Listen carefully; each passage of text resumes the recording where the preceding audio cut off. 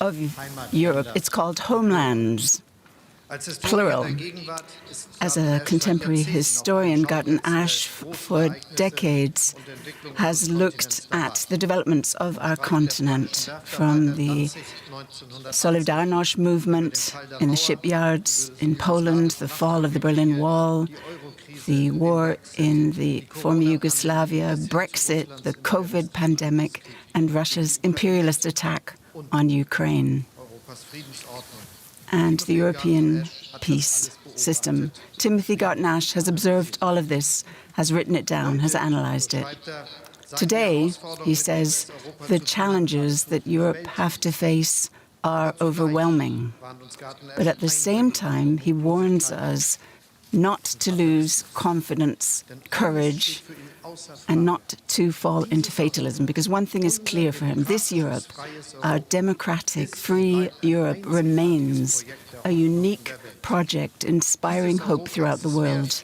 And this Europe is worth defending. This Europe is worth improving and expanding, now more than ever.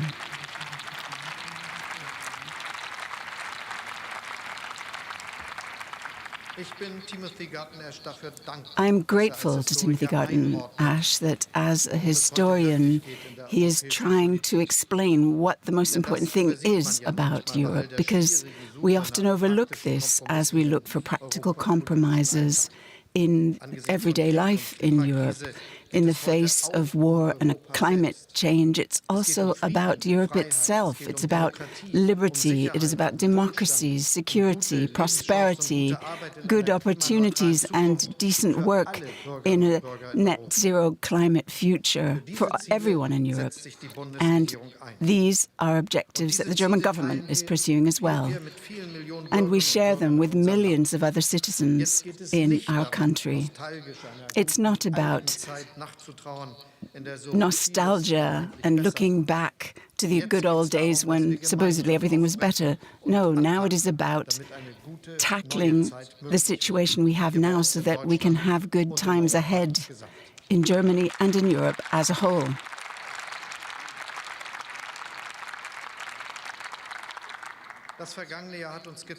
This past year has shown us what we can achieve together if we work together on the basis of solidarity and act resolutely. In just 8 months, in Germany, we have made ourselves independent from Russian gas and oil and coal.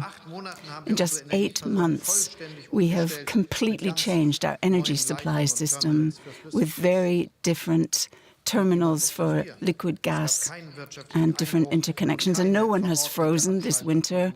We have not had to turn off the tap and pull the plug on our industry either, because everyone held together. And that alone shows that when the chips are down, we can deal with transformation. We can pull all the stops out. And now what's important is that we get a sense of confidence looking forward. It is possible. We can manage to tackle the big changes ahead of us as well.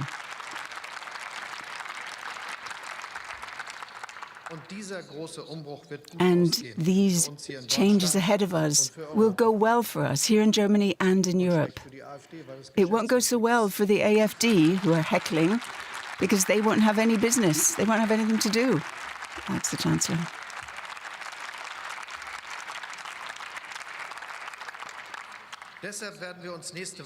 And this is why next week at the European Council we will be engaging with the competitiveness of the EU. Our competitiveness is a prerequisite for economic success. And our competitiveness is a prerequisite as well for our strength as a geopolitical partner. Of course, I want Germany to be attractive as a location for investment and innovation, but at the same time, it's also clear that our European single market can only work together. A strong economy here in Germany is only possible if Europe as a whole flourishes. And this is a context that we decided again when we were in Merseburg with Commissioner von der Leyen. It was a very intense discussion that we had in Merseburg, and we all agreed that now the time has come to strengthen the single market that has prevailed for the last 3 decades. But it's important to invest in a green manner more than we have in the past. Next week in Brussels, we will be talking about the necessary framework conditions to do this moving forward. In the run-up to this, the German government has pressed successfully for greater flexibility in the EU subsidy rules. We are tackling the specific needs of the entrepreneurs in our country in doing so. The ideas of the Commission regarding acceleration of planning permits, it goes in the right direction. And of course, when a competitive EU needs to conclude the capital market and the bank union. Just a few weeks ago, I was in Ensdorf in Saarland on the border to France, where on a former coal mining site, the future of Europe is happening. Wolfspeed from the US and an EU company are building the biggest semiconductor factory in the world, which we urgently need for green transformation here in Europe. And we see other types of investment as well. Infineon, for example, is investing in Dresden and wants to invest in Magdeburg as well. And all of this fits into the goals that we have set ourselves as a progressive government. We want to get better and faster when it comes to introducing green technologies and ramping them up. We need to see a fast-tracked takeoff of all industries. We need more green hydrogen, photovoltaic, heat pumps, geothermal, CCS, i.e. carbon sequestration, etc. And these are all technologies that we have to pull together to achieve. We need to connect our companies. We need to invest in green technologies, also in response to the Climate Protection, the Inflation Reduction Act in the US. In order to make progress with this, the European Commission is presenting new proposals today. And it's about really fostering key technologies and ensuring the supply of raw materials that we need if we are to achieve this green transformation. And particularly around the security of raw materials, we are looking at other partners that we have worldwide, and this issue will be at the top of my agenda when I travel to Japan tomorrow.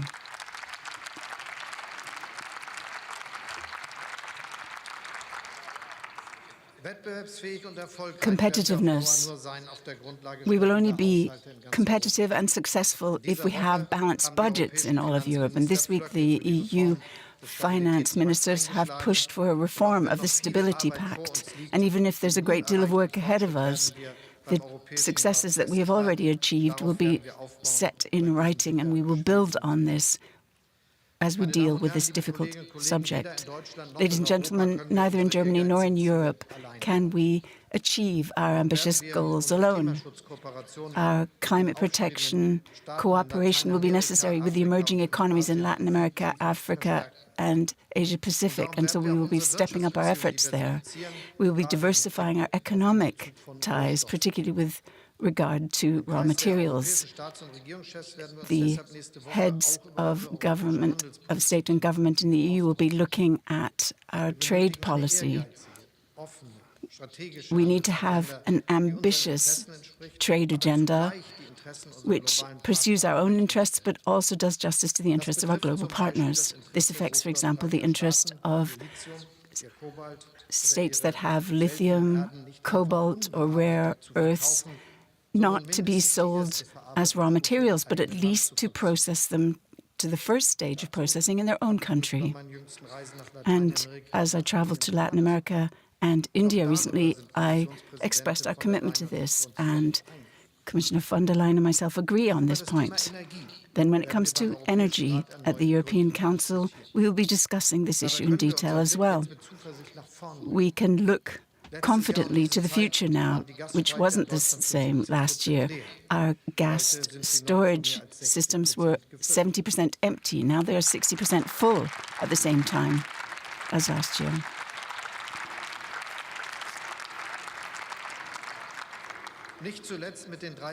And finally, we have the 3 relief packages and our rescue package. The German government has ensured that we get through this winter well together. We saved gas together.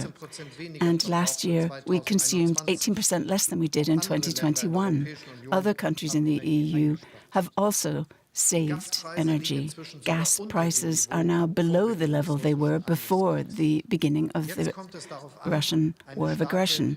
And now what we need to do is have a new energy infrastructure across Europe, because this is something that the crisis has taught us as well. Europe is really strong if we stick together and support one another.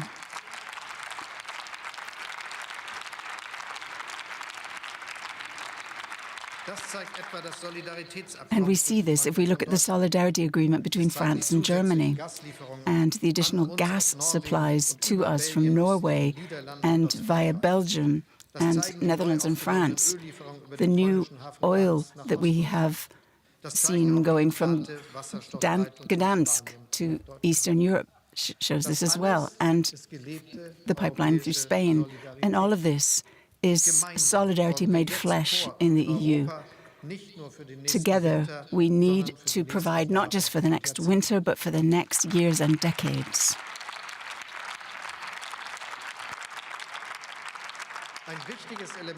And an important element here is the proposal to reform the EU power market, which was presented 2 days ago, which the energy ministers in the EU will now be debating. All of our debates about the way forward this month will be seen against the background of the turning point in history caused by Putin's war on Ukraine. The Russian war of aggression is something that we will naturally be discussing again at length at the European Council meeting next week. What I said 2 weeks ago here in the German Bundestag continues to be the case. We are supporting Ukraine in their battle for liberty, self-determination and territorial integrity, financially, politically and in humanitarian terms, but also with weapons. And we will continue to offer this support as long as it is needed.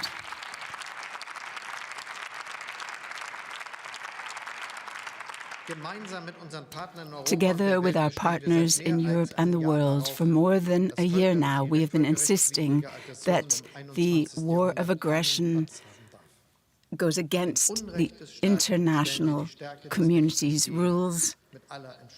Might is right is wrong, and we counter it wherever we can. Looking back over the last 12 months, Germany has supported Ukraine with 14 million euros. This is a considerable sum, but it is appropriate for our country. And then there's the German participation in the comprehensive EU support for Ukraine, for example, in the form of direct budget aid, which is 18 billion euros this year alone. Together with our European partners, we will continue to ensure that Ukraine receives weapons and equipment to defend itself and to hold out. What's particularly important is that we supply Ukraine with the ammunition it needs and do so quickly. At the European Council, we will be working with our European partners on new measures to offer continuous better support for Ukraine. And we are prepared to open our procurement approaches with other countries as well. At the same time, our 10th EU sanction package continues to make it harder for Russia to pursue their war of aggression, and we will keep up the sanction pressure. We'll be ensuring together that third-party countries do not find loopholes in these sanctions. Ladies and gentlemen, in view of this terrible war of aggression, we also have to say that Ukrainian citizens need to be protected in Europe. Here in Germany, but we have been supporting Ukraine on all levels of the government, particularly the local authorities have been doing wonderful things. And the same is true for countless citizens, for associations and institutions, all of the volunteers and everyone who has helped. Let me say at this point, thank you.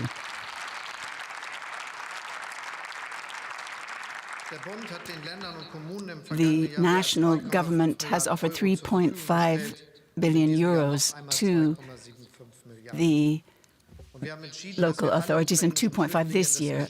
And we have decided that we will pay for the money that goes to Ukrainian citizens. So that means that the national government will be paying for their housing.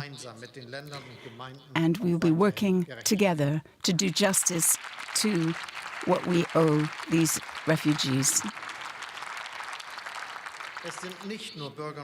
It's not just people who have fled Ukraine to us. There are many others who have come to us, some looking for protection, some looking for a better future in Europe, often here in Germany. And our responses must be just as differentiated as their needs. In February already, the heads of state and government debated this issue and set out guidelines, because here too it is the case that effective responses to the causes driving people to flee their homes can only be dealt with on a European level. People who come from humanitarian causes to our country must get the refuge they are seeking, and we owe this to our own principles. But it is also true that someone who doesn't have a right of residence in Germany must go back to their homeland quickly. And that's not happening as well as it should. So we have to have better agreements with countries of origin, for which we have set up a special plenipotentiary for this subject. The thing is, we want to reduce irregular immigration. We want to ensure that people do not try to get to our countries illegally using people smugglers to do so. And we also want to open regular migration routes, because it's clear that in Germany we are already missing skilled workers all over the place here. But there is some good news here, and the good news is mass unemployment that was a scourge of the country for so many years has gone for the long term. It belongs to the past now. And now the real challenge is to pull all the stops out to ensure that our economy and our society have enough workers. And the German government last autumn approved its skilled worker solution, which is an umbrella to ensure that we have the skilled workers that we need in this country. First and foremost is ensuring that we harness all of the potential we have in Germany as it is now, but that won't be enough. We will also open legal, regular migration channels to get these skilled workers that we need. First and foremost, we had to have new regulation in terms of citizenship and skilled workers being able to migrate to Germany, and we're nearly there. Ladies and gentlemen, we live in challenging times. The climate crisis is exacerbating, war has returned to Europe, and there's a shift in global powers. And these are challenges that the German government tackles head on. Our whole country takes these challenges on. Europe takes these challenges on. A key for our success is confidence in the future, the deep trust that we will indeed achieve these ambitious goals we have set ourselves. Some people will ask themselves, where are we supposed to get this confidence in the future? And it is true that you cannot dictate confidence in the future. It is something you can achieve by looking at what you've already achieved. If you've already tackled difficult challenges, you are more likely to have confidence. And if you look back over the last 12 months, we have tackled these challenges, and that is my response to where to get confidence in the future. It is there. It is from that. And on this basis, we will be successful in the future. We in Germany, and we in Europe. Thank you very much. Der Bundeskanzler endet mit einem Satz zum Thema Zuversicht. Die lasse sich nicht verordnen, sagt er, sondern die sei Resultat geleisteter Arbeit. You've been watching live coverage from the German Bundestag here on DW News. Chancellor Olaf Scholz has just addressed Parliament ahead of an EU summit next week in Brussels. It was very much a speech of encouragement, encouraging his audience to show confidence in the future despite the difficult times. He focused very much on the issues of competitiveness and the green transformation of the economy, which are key goals for the European Union. He stressed the importance of securing supply lines for important raw materials. We're now going to hear from the head of the opposition, Friedrich Merz, from the opposition CDU party, the Christian Democrats. You cannot prescribe confidence, as the German Chancellor just said, concluding his statement. And this is an assumption that I wouldn't contest. But you also cannot artificially talk people into feeling confident about the future. You feel confident in the future when people believe that you have a government in place with a clear moral compass that makes good decisions and inspires confidence rather than telling people they should be confident.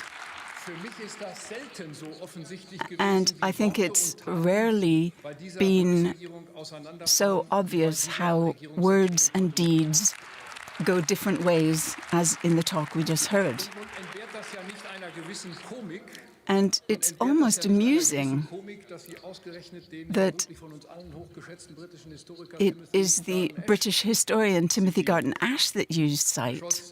We all respect him very much. Now, Mr. Scholz, I'm not sure if you're aware of this or not, but Ash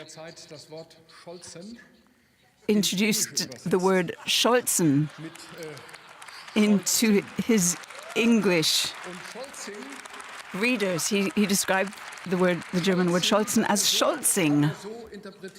And he interpreted Scholzing as communicating good intentions, only to invent any imaginable reason to delay and to change things. This is the new word that Timothy Garton-Ash has introduced into the English language, Scholzing.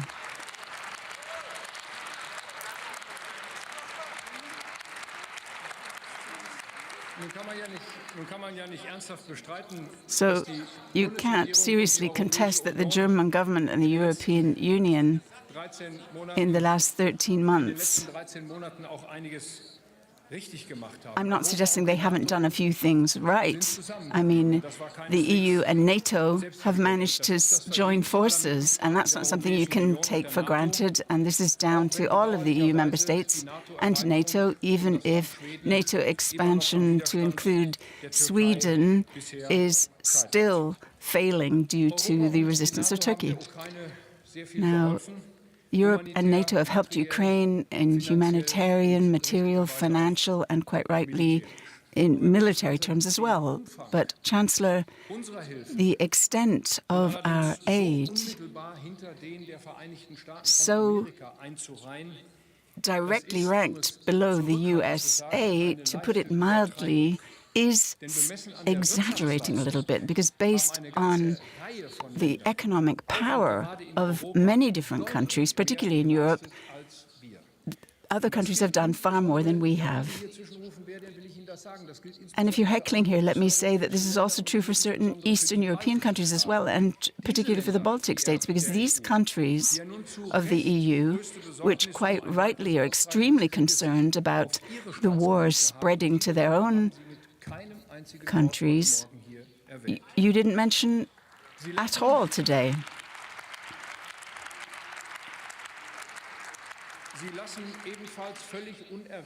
And you also neglected to mention the report of the parliamentary representative of the armed forces here, and she belongs to your party, not ours. Ms. Högel represented her report over 2022, headed the German armed forces. The Bundeswehr is lacking everything.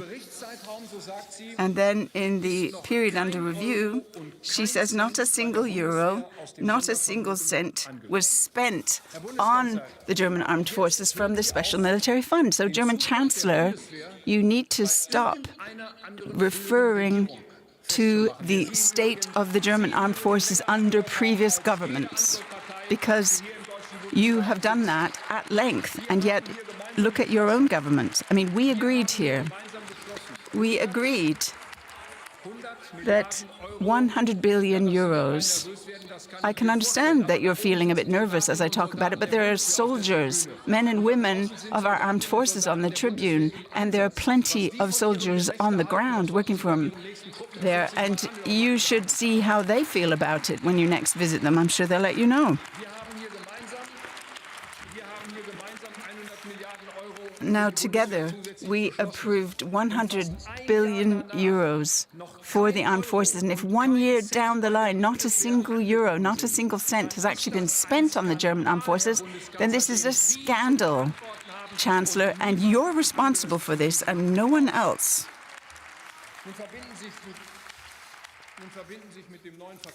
Now, our new defense minister, quite rightly, is associated with some hope that things will get better than they were in the past.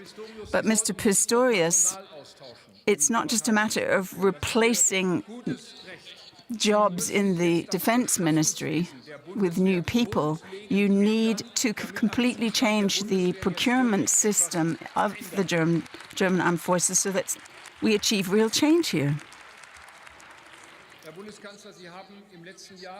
Chancellor, last year, you came up with a new national security strategy, or you announced that it was going to happen. It was going to happen in autumn, then it was going to happen in spring, then you were going to present it to the Munich Security Council, and now we're hearing that this project in your government is actually not being pursued. Clearly, because the battle of competencies between the Chancellor's office and the Ministry of the Interior cannot be solved. This is the difference between this country and France and many other countries in the world whose strategic positioning has been tackled and changed. The German government, on the other hand, is just bickering about who's responsible for what. That's the difference between Germany and many other countries in the world. Now, apart from the fact that you're constantly arguing, there are 30 agreements in this coalition that haven't been concluded. There's a meeting about the budget committee for 2024, which completely fell apart because the German government couldn't agree on 70 billion euros additional spending that the portfolios are applying for and that are not covered in the budget. Yesterday in Berlin, there was the education summit of this German government. 3 of 16 ministers of education of the state level came, all of the others, and that wasn't just the CDU state ministers who didn't come, but it was many who didn't come because they thought there was no point coming to Berlin for such a meeting. And then Brussels. And you've been listening to live coverage of the Bundestag session today here in Berlin. We've been listening to Friedrich Merz, the leader of the opposition CDU party, speaking in Parliament. He was, of course, rebutting a speech delivered just before that by Chancellor Olaf Scholz, who is preparing for an EU summit next week. It is traditional that the German Chancellor briefs the Parliament ahead of EU summits. We heard Chancellor Scholz trying to inspire confidence in his audience about the future despite the difficult times, and we heard the opposition leader Friedrich Merz there criticizing the government for not doing more to support Ukraine. With me in the studio is our political correspondent, Benjamin Alvarez Gruber. Benjamin, what's your take on what we just heard there? So we have a lot to unpack here, but I think confidence is a word that we heard both from the Chancellor and also from the opposition leader. So we had a message of hope by the German Chancellor, while at the same time he said that the challenges that Europe are facing are overwhelming. So he started talking about Ukraine. He also was talking about all the different things that are on this provisional agenda that we have of the meeting of the European Council next week. But Merz, that's how he started his speech, the opposition leader, saying you cannot prescribe confidence, you cannot talk people into being confident, that you need actual words by saying that words and deeds go different ways. So we had many attacks from his side on what the German government is doing, and what Scholz said were also about Ukraine, that it will be supported as long as possible, and that they will talk about the single market and also about energy, and those will be the big topics of this meeting next week. I thought it was interesting what Chancellor Scholz was saying about how to inspire confidence in the German, in the future by the German people. He was speaking specifically about the energy transformation in the country and saying that there is a larger energy challenge in Europe that it's facing right now too. Talk to us about that. He mentioned that, and he also mentioned several trips that he did. One of them to South America. He also mentioned a trip to India. He's now going to Japan to search for new energy sources, and it's important to have this green energy. But that might be also a difficult topic now, because it is something like a car engine standoff between Brussels and Berlin. It's something that we'll definitely talk about. So there's this problem. There was a proposal by the pro-business FDP party that's part of the government that wants to search an extension for e-fuel cars starting after 2035. There was an agreement that was already closed, and there are also other European capitals being really skeptical about that, even though the German Chancellor yesterday, when he received the Swedish Prime Minister, downplayed those reports. Of course, the German car industry is a huge lobby in this country, and a lot of jobs do depend on it. Absolutely. The Chancellor was talking particularly about competitiveness. Apparently, this is going to really be the key topic, along with the Ukraine war, of course, when he gets to that EU Council meeting next week. What sort of differences are there between Germany and the rest of the European Union when it comes to competitiveness, or are they very much on the same wavelength? They're not really on the same wavelength. We see many differences there as well. But something that he said is that a strong economy in Germany is only possible if the European economy flourishes. And he mentioned that, of course, the German economy and the development is dependent of what other countries do, of how this single market can actually be strengthened. There have been several things that they are discussing. One of them is the one that I just mentioned, of the cars that they are talking about. But of course, there are differences there. And he said that to have a strong economy, of course, also this talk with other European partners is so important. Yeah, and he also mentioned the importance of getting the labor market beefed up a bit through very targeted migration. But the war in Ukraine, this cannot be ignored, of course. It was important for the Chancellor's speech and also for the opposition leader's speech there. What did we hear from the Chancellor about Germany's position on the war in Ukraine? He once again said, we will continue offering support as long as it needed, saying that the solidarity is important. He mentioned two numbers, 14 million euros for Ukraine and also the 10th EU sanction package. That's something that definitely will also be debated at the summit next week in Brussels. What we heard from the opposition leader, from Friedrich Merz, was referring to a report that was presented by Eva Högel, the military commissioner, by saying that this special fund for the Bundeswehr, that's not a single cent that has been spent for that. So there is the criticism. He's always saying we have to support the Bundeswehr, we have to be quicker with getting these arms, actually. But there, and that's something that Friedrich Merz mentioned, you see the difference between the words and what is actually being done, that this money is not only a decision that was taken in the Bundestag that was really important, but also to actually give them the money that they need to buy the weapons that are being sent to Ukraine. Reducing bureaucracy, improving procurement in the German Bundeswehr, a huge challenge there to transform that. I'll leave us with just one comment from the Chancellor I thought was very interesting. He said, with reference to Russia's war of aggression against Ukraine, the maxim might is right is wrong. And he was trying to, I think, encourage his audience there with that in terms of staying the course with supporting Ukraine. And he also mentioned third-party countries so that they don't find loopholes for these sanctions. And I think that's also very important. And those are the signs that he's also trying to send to other countries who are not directly affected by this.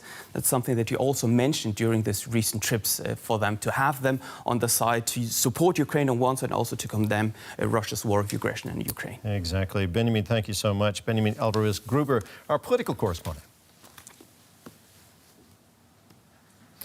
Let's take a look at some other stories making headlines around the world today. Rescuers are racing to save miners trapped in a Colombian coal mining complex after an explosion killed at least 11 people. Authorities said the blast that tore through the 5 interconnected mines was caused by a buildup